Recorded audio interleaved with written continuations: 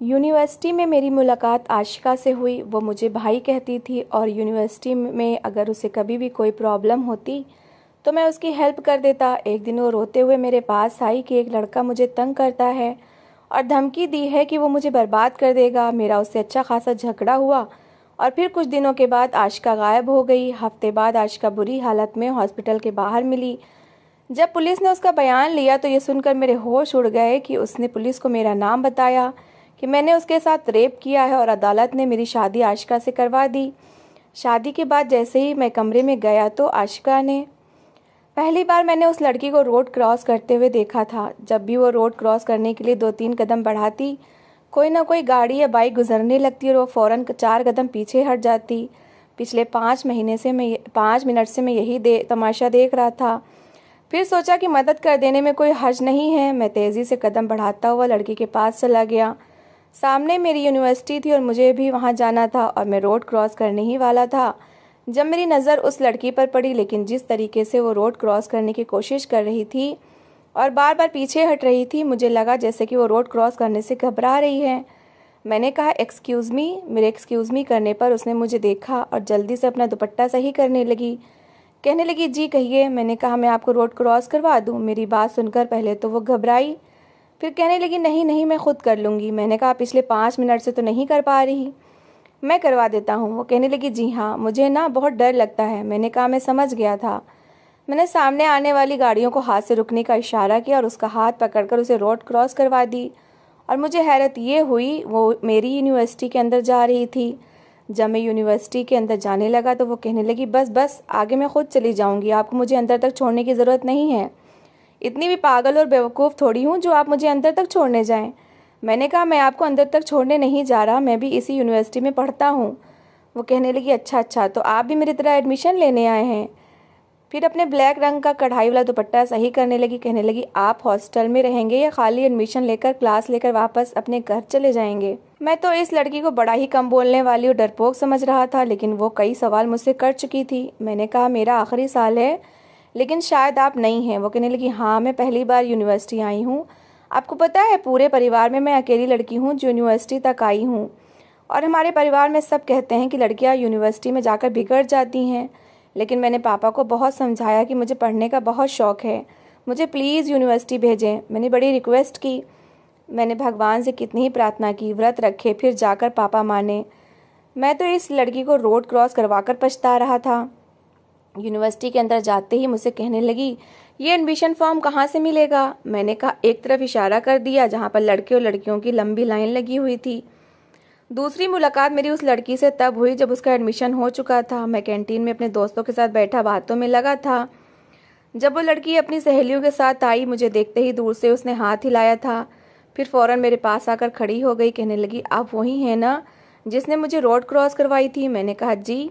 मेरे दोस्त मेरी शक्ल देखने लगे क्योंकि मैं लड़कियों से ज़्यादा फ्री नहीं होता था और ना ही ज़्यादा बातचीत करता था। वो कहने लगी आपको पता है मेरा एडमिशन हो गया है। मैंने कहा अच्छा, बहुत बहुत बधाई हो आपको। वो कहने लगी आपको पता है मेरे पापा ने पूरे गांव में मिठाई बांटी है कि मेरी बेटी का एडमिशन यूनिवर्सिटी में हो गया है। आपको मैं बता नहीं सकती मैं कितनी खुश हूँ। मेरे दोस्त कभी मेरी तरफ देख रहे थे तो कभी उस लड़की की तरफ। मैंने कहा कि इस टाइम मैं अपने दोस्तों के साथ बैठा बहुत ज़रूरी बात कर रहा हूँ। वो कहने लगी अच्छा अच्छा ठीक है, हम फिर मिलें, कभी मिलेंगे। अब तो एक यूनिवर्सिटी में है, कहीं ना कहीं तो मिलना मिलाना होगा ही। मैंने कहा जी जी ज़रूर। ये कहकर वो कहने लगी अच्छा बाय बाय और वापस अपनी सहेलियों के पास चली गई थी। मेरे दोस्त मुझे देखकर कहने लगे ये क्या था। मैंने कहा मुझे नहीं पता। वो कहने लगे सिद्धार्थ ये कहीं से भी तुम्हारी फैमिली की तो नहीं लगती और ना ही हम ये कह सकते हैं कि तुम्हारी कोई कज़िन है। कौन है ये लड़की। मैंने कहा पता नहीं, कुछ दिन पहले रोड क्रॉस करने से डर रही थी, मैंने हेल्प कर दी।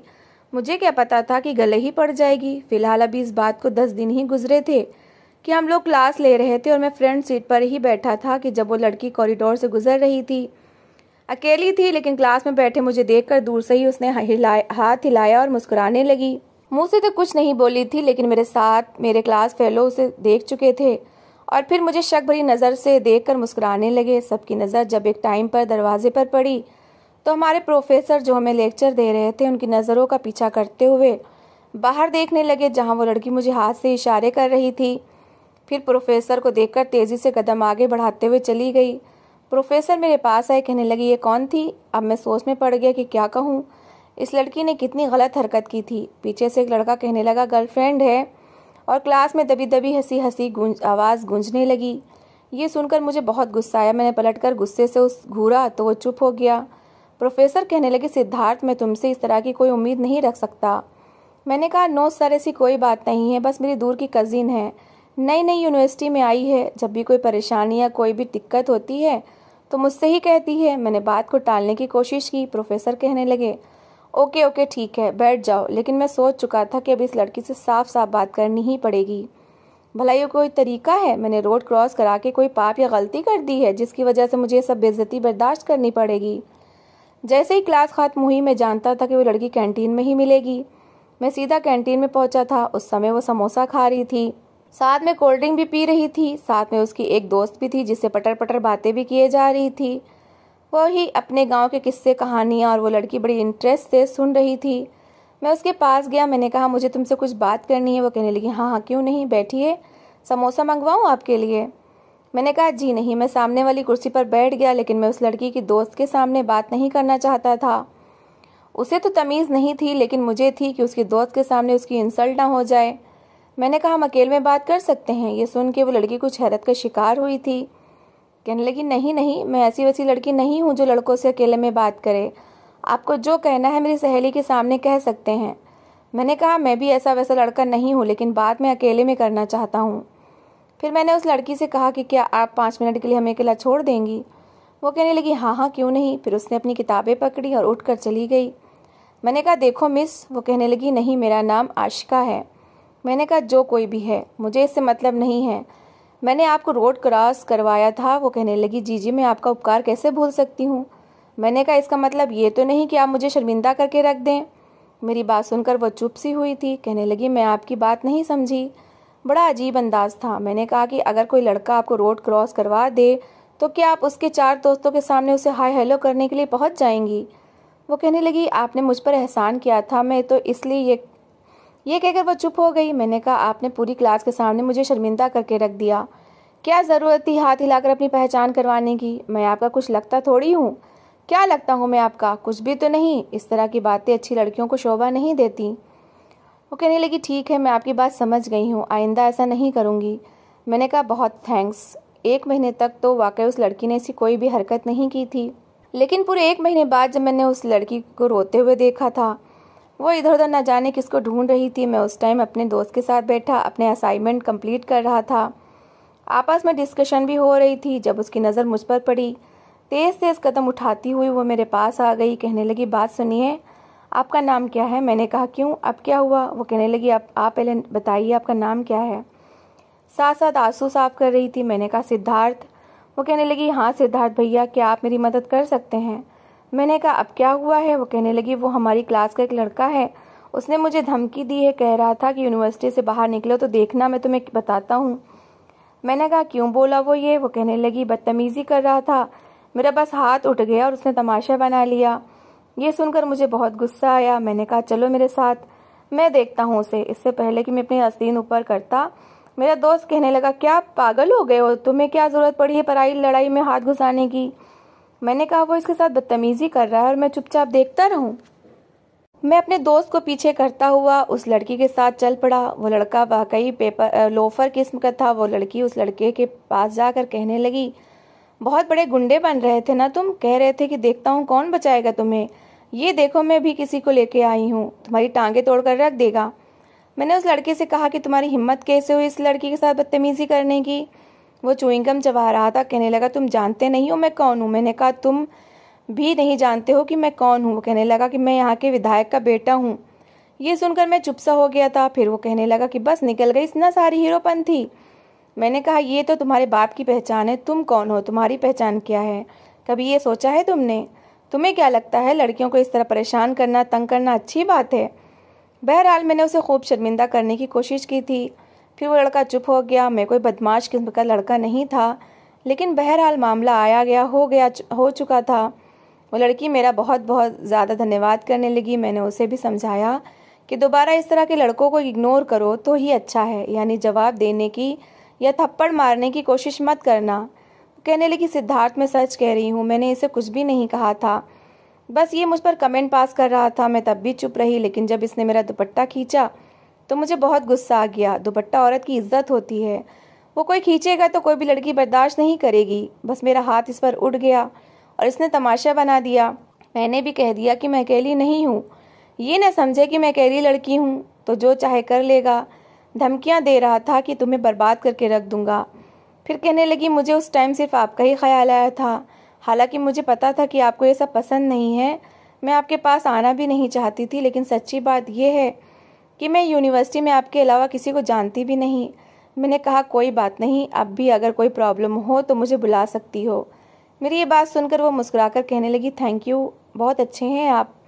बहरहाल अब अक्सर ही मेरी उससे मुलाकात होती थी। वो इसी यूनिवर्सिटी के हॉस्टल में रहती थी, क्योंकि वो गांव से आई थी और शहर में उसका कोई भी नहीं था, और हॉस्टल में मेरे अलावा वो किसी को नहीं जानती थी। हम दोनों के बीच वैसे तो कोई भी रिश्ता नहीं था, लेकिन एक अनजाना सा बड़ा मजबूत रिश्ता बन चुका था। जब भी उस पर मुश्किल समय आता तो वो बिना संकोच के मेरे पास आ जाती, कहती, सिद्धार्थ नोट्स मिल सकते हैं। मैं कहीं से भी उसे नोट्स ढूंढ कर ला देता।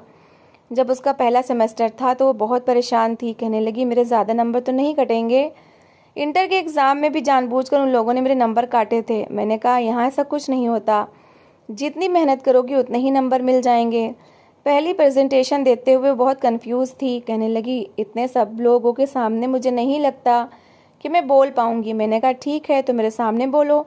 मैंने काफ़ी बार उसे प्रैक्टिस करवाई और जब उसने अच्छी प्रेजेंटेशन दी तो सबसे पहले खुशी खुशी मेरे पास ही बताने के लिए आई थी। मैंने कहा, तुम शिक्षा हासिल करके क्या करोगी? वो कहने लगी, मुझे वकील बनने का बड़ा शौक है। मैंने कहा, वकील तो झूठे होते हैं। वो कहने लगी, लेकिन मैं सच्ची वकील बन के औरतों के अधिकार के लिए लड़ूंगी। आपको पता है, जिस गांव से मेरा संबंध है वहाँ बहुत ज़्यादा घूंघट करती हैं औरतें। उन पर ना जाने कितना अत्याचार होता आया है, बरसों से चला आ रहा है, और गाँव वाले भी ये जानते हैं कि वो औरतें आखिर कर भी क्या लेंगी, लेकिन बाप दादा से चला आ रहा है। जब मैं वकील बनूंगी ना तो इन सब रीति रिवाजों को तोड़कर रख दूंगी। बहुत कुछ सोचा है मैंने, जिस दिन आप फ्री होंगे तो आपको ज़रूर बताऊंगी। मैंने इस लड़की की बातें सुनकर मुस्कुराने लगा। मैंने भी कह दिया कि हाँ हाँ ज़रूर सुनूंगा तुम्हारी किस्से कहानियाँ, और मेरी प्रार्थना है कि तुम बहुत बड़ी वकील बनो। फिर मैंने कहा, जब तुम बहुत बड़ी वकील बन जाओगी तो कहीं मुझे भूल तो नहीं जाओगी? तो वो हंसने लगी, कहने लगी, आपको नहीं भूल सकती, आपके मुझ पर बहुत उपकार हैं और मैं एहसान न मानूं, इस तरह की लड़की नहीं हूँ। हमेशा अपने ऊपर एहसान करने वालों को याद रखती हूँ। अब ऐसा होने लगा था कि रोज़ उससे कहीं ना कहीं मेरी मुलाकात हो जाती थी। 5 मिनट हमारी बातचीत भी हो जाती, बस इतना ही था। लेकिन एक दिन जो खबर मैंने सुनी उसने मेरे पाँव के नीचे से ज़मीन निकाल कर रख दी थी। पिछले दिन मेरी बहन की शादी थी और उसकी शादी की तैयारियों में मैं कुछ दिन यूनिवर्सिटी नहीं जा सका। बहन का मामला था, घर में 100 काम थे जो मुझे ही निपटाने थे। उसकी विदाई के बाद मुझे यूनिवर्सिटी जाने का टाइम मिला था, लेकिन जब मैं वहाँ पहुँचा तो मैंने आशिका को कहीं भी नहीं देखा था। पता नहीं क्यों मैं न चाहते हुए भी उसे ढूंढ रहा था। बार बार नज़रें उसे तलाश कर रही थी। मैंने अपने दोस्त से भी पूछा कि वो लड़की मेरा पूछने तो नहीं आई थी। वो कहने लगा, कौन? वो बावली? मैंने कहा, हाँ वही बावली। जो वो कहने लगा, खैर तो है सिद्धार्थ जी, आज तक कभी तुमने किसी लड़की के बारे में नहीं पूछा और उसके बारे में पूछ रहे हो। मैंने कहा, तुम गलत समझ रहे हो, वो मुझे भाई कहती है और शायद समझती भी है। वो कहने लगा, इससे क्या होता है? यूनिवर्सिटी की बहुत सारी लड़कियां हमें भी भाई भाई कहती हैं, लेकिन फिर गर्लफ्रेंड भी बन जाती हैं। मैंने कहा, ऐसी कोई बात नहीं है। वो कहने लगा, नहीं मेरे पास ऐसी लड़की नहीं आई। मैं कहने लगा, असल में मैं भी 2-3-4 दिन से यूनिवर्सिटी नहीं आ रहा था। मुझे लगता है शायद आज वो यूनिवर्सिटी नहीं आई होगी, लेकिन जब 3-4 दिन वो नहीं आई तो मैं उसके हॉस्टल पहुंच गया। मैंने उसका नाम बताया। मैंने कहा, आशिका इसी हॉस्टल में रहती है। ये बात सुनकर वार्डन ने मुझे गौर से देखा। कहने लगी, उससे क्या काम है? मैंने कहा, मैं उसका फ्रेंड हूँ, मैं उससे मिलना चाहता हूँ। वो कहने लगी, पता नहीं, वो शायद अपने गाँव जा चुकी है। पिछले 5-6 दिन से उस लड़की का कुछ भी पता नहीं है। बड़ी अजीब लड़की है, हमें बताया भी नहीं और मुँह उठाकर गाँव चली गई। मैं हैरान हुआ था, उसका फ़ोन नंबर भी मेरे पास नहीं था। अभी मैं उसके हॉस्टल से बाहर निकल ही रहा था जब एक बूढ़ा आदमी मुझसे टकरा गया। धोती पहने हुई थी, ऊपर सफ़ेद कुर्ता था, दाढ़ी सफ़ेद थी, बड़ी परेशानी में लग रहा था। वार्डन से जाकर कहने लगा, मेरी बेटी को 5 दिन हो गए, उसने मुझसे फ़ोन पर बात नहीं की। वार्डन कहने लगी, कौन हो बाबा, कौन है आपकी बेटी? वो कहने लगा, आशिका ठाकुर। ये सुनकर मैं वहीं रुक गया था। वो कहने लगी, वो लड़की तो 5-6 दिन से हॉस्टल से गायब है, हमें तो लगा था कि शायद गाँव चली गई होगी। वो कहने लगा, नहीं, गांव में तो नहीं आई, मेरी बच्ची 6 दिन से मेरा फ़ोन नहीं उठा रही और उसका 4 दिन से फ़ोन भी बंद है और ऐसा कभी नहीं हुआ। वो तो हर दिन मुझसे ढेरों बातें करती थी। वो वार्डन कहने लगी, हमें नहीं पता वो कहाँ गई है। उसका बाप कहने लगा, ऐसे कैसे नहीं पता, मेरी बच्ची आप लोगों की जिम्मेदारी थी, यहाँ पर रह रही थी। वार्डन कहने लगी, अगर वो खुद ब खुद कहीं गई है तो हम क्या कर सकते हैं, हमें क्या पता वो कहाँ चली गई। उसका बाप रोने लगा कि मेरी बेटी कहाँ चली गई। मैं फ़ौरन ही वहाँ पर गया। मैंने वार्डन से कहा, ये आपकी रिस्पॉन्सिबिलिटी थी। वो कहने लगी, हमारी रिस्पॉन्सिबिलिटी उस टाइम होती जब लड़की हमारे हॉस्टल में मौजूद हो। अरे जब वो यूनिवर्सिटी से वापस हॉस्टल ही नहीं आई, कहीं चली गई, तो हम क्या कर सकते हैं। मुझे खुद सुनकर टेंशन होने लगी थी। मैं बहुत परेशान होकर रह गया था। मैंने जब ये बात अपने दोस्त को बताई तो वो कहने लगा कि तुम इस मुसीबत में ना ही पड़ो कि वो लड़की कहाँ गई और कहाँ नहीं। तुम्हें ज़्यादा गहराई में नहीं जाना चाहिए। मैंने कहा, तुम्हारा दिमाग ख़राब है, तुम होश में तो हो, तुम क्या कह रहे हो। वो लड़की 5-6 दिन पहले ना हॉस्टल गई है ना अपने गाँव। उसका बाप रो रो कर पागल हो गया है और तुम कहते हो कि मुझे इस मामले में पढ़ना नहीं चाहिए। वो कहने लगा, मैं तुम्हें एडवाइस दे रहा हूँ, आगे तुम्हारी मर्जी। बहरहाल मैंने उसके पापा के साथ जाकर पुलिस में रिपोर्ट करवाई। जांच पड़ताल भी शुरू हो चुकी थी, लेकिन वो लड़की कहीं भी नहीं मिल रही थी। 4 दिन बाद उस लड़की का पता चला कि वो अस्पताल में है और सुबह ही कोई अपनी गाड़ी से अस्पताल के बाहर उसे फेंक कर चला गया था। अस्पताल के लोगों ने उसे एडमिट कर लिया। मैं और उस लड़की का बाप अस्पताल पहुंचे। मैंने देखा तो मैंने अपनी आंखें बंद कर ली थी। मुझे देखकर उस लड़की ने भी अपना चेहरा फेर लिया था। पुलिस भी वहां मौजूद थी और फिर वो उससे पूछने लगे कि इसके साथ ये सब कुछ किसने किया। उसका बाप तो ऐसे था जैसे अगली सांस ही नहीं ले पाएगा। वो वहीं बेसुध होकर बैठ गया था। जो उसकी बेटी के साथ हुआ था वो कोई छोटा मोटा हादसा नहीं था, उसके साथ रेप किया गया था। उसकी हालत बहुत ख़राब थी। उसे देखकर ऐसा लग रहा था कि अब जिंदा ही नहीं रह पाएगी। पुलिस ने जब उससे पूछा कि उसके साथ ये सब कुछ किसने किया तो पहले तो वो खामोशी से दीवार की तरफ देखने लगी। पुलिस ने फिर पूछा, बताओ ये सब किसने किया है। तो उसने अपना कपकपाता हाथ ऊपर किया और उंगली उठाकर मेरी तरफ इशारा कर दिया। इस एक इशारे ने मुझे बर्बाद करके रख दिया। तो मैं अपना होशो हवास खोने लगा। उसका बाप भी मेरी तरफ देखने लगा और पुलिस वाले भी हैरत से मुझे देखने लगे। फिर वो लड़की फूट फूट कर रोने लगी, कहने लगी, इस इंसान ने मुझे कहीं का नहीं छोड़ा, मुझे बर्बाद करके रख दिया है। उस लड़की का बाप उठकर उसके पास आ गया, कहने लगा, ये तो तुम्हें ढूंढने में हमारी मदद कर रहा था। वो कहने लगी, आपके सामने शरीफ बन रहा था। मैं पिछले 1 हफ्ते से इसकी कैद में हूँ। मेरी बर्बादी का जिम्मेदार यही है। मैंने उसके पास जाकर कहा, ये क्या कह रही हो तुम, मुझे लगता है तुम अपने होश में नहीं हो। वो कहने लगी, मैं अपने होशो हवास में कह रही हूँ, ये इंसान मेरी बर्बादी का कारण है। भगवान के लिए इसे गिरफ्तार करके कड़ी से कड़ी सज़ा दीजिए। ये कहना था कि पुलिस वाले मेरे पास आ गए। मैं तो उस लड़की को हक्का बक्का देखता रह गया था। पुलिस वाले मुझे गिरफ्तार करने लगे, कहने लगे कि आपके खिलाफ FIR दर्ज की गई है क्योंकि हमने इस लड़की का बयान ले लिया है। मैंने कहा, मैंने ऐसा कुछ नहीं किया। मुझे समझ नहीं आ रहा था कि वो मुझ पर इल्ज़ाम क्यों लगा रही है। फिर पुलिस ने मुझे गिरफ्तार करके पुलिस स्टेशन में बंद कर दिया। मेरे पापा और बड़े भाई थाने पहुंचे, कहने लगे, ये सब क्या किया तुमने। मैंने कहा, पापा मैंने कुछ नहीं किया, पता नहीं वो लड़की क्यों झूठ बोल रही है। कुछ देर बाद मेरा दोस्त भी आ गया, कहने लगा, मैं तुम्हें पहले ही कह रहा था कि किसी भी मुसीबत में मत फंसो, लेकिन तुम बाज नहीं आए ना। देख लिया तुमने उस लड़की ने उल्टा तुम पर इल्ज़ाम लगा दिया, हालांकि किया तुमने कुछ भी नहीं है। मैं तो समझ नहीं पा रहा था कि वो मेरे साथ ऐसा क्यों कर रही है। वो तो कहती थी कि मैं उसे अच्छा लड़का लगता हूँ, फिर उसने मेरे साथ ये सब क्यों किया। उसने मेरे बारे में ऐसा सोच भी कैसे लिया। मेरे साथ धोखा हुआ था। जो कुछ उसके साथ हुआ है वो बहुत बुरा हुआ है। सच बता देती तो मैं उस इंसान से भी लड़ जाता जिसने इस मासूम लड़की के साथ ये सब किया, लेकिन मैं सोच भी नहीं सकता था कि वो मुझ पर इतना बड़ा इल्ज़ाम लगा सकती है। पहली पेशी पर अदालत ने मेरे सामने बस 2 ही रास्ते रखे थे कि या तो मैं इस लड़की से शादी कर लूं या फिर मेरे खिलाफ कार्रवाई की जाएगी, क्योंकि ये डिमांड उस लड़की की तरफ से थी और उसके बाप की तरफ से भी। ये तो मैं भी जानना चाहता था कि आखिर उसने मुझ पर इल्ज़ाम क्यों लगाया। मैंने हामी भर ली और उस लड़की के साथ शादी कर ली, लेकिन जैसे ही मैं उसके कमरे में गया तो जो कुछ उस लड़की ने मुझे बताया मैं सोच भी नहीं सकता था। वो कहने लगी, आपने मेरे साथ अच्छा नहीं किया, मुझे अगवा करके मेरी ज़िंदगी बर्बाद कर दी। मैंने कहा, तुम्हारा दिमाग तो ठीक है, मैं ऐसा क्यों करूँगा। मैंने कहा कि तुम मुझ पर कैसे इल्ज़ाम लगा सकती हो, क्या सबूत है तुम्हारे पास कि मैंने तुम्हें बर्बाद किया है। वो कहने लगी, आपने मेरी आंखों पर पट्टी बांध रखी थी, लेकिन आपने खुद अपना नाम बताया था। मैंने कहा, मैं अगर ऐसा करता तो तुम्हारी आंखें बंद करके अपना नाम न लेता। ज़रूर ये किसी ने मुझे बदनाम करने के लिए ऐसा किया है। मेरे दिमाग में वो लड़का आने लगा जिससे मैंने लड़ाई की थी। मैंने अपने एक दोस्त के ज़रिए, जो कि पुलिस में था, उस लड़के को शक की बुनियाद पर पकड़वा दिया। फिर जब उसे मारकर पूछा गया तो उसने सच उगल दिया और अपना जुर्म भी कबूल कर लिया। वो मुझसे और उस लड़की से बदला लेना चाहता था और अब जेल में था। आशिका एक दिन मुझसे कहने लगी, अगर मैं चाहूँ तो उसे छोड़ दूँ, क्योंकि उसे भी लगता था कि मेरे साथ गलत हुआ है। लेकिन मैंने उसे अपना लिया क्योंकि उसका भी कोई दोष नहीं था। तो दोस्तों, इस कहानी को लेकर आपकी क्या राय है, कमेंट बॉक्स में ज़रूर बताएं। और अगर कहानी अच्छी लगी हो तो प्लीज़ इसे लाइक करें। अगर आपने अभी तक हमारे चैनल को सब्सक्राइब नहीं किया तो ज़रूर कर लीजिए। तो मिलते हैं ऐसी ही एक मोटिवेशनल कहानी के साथ। Thanks for watching.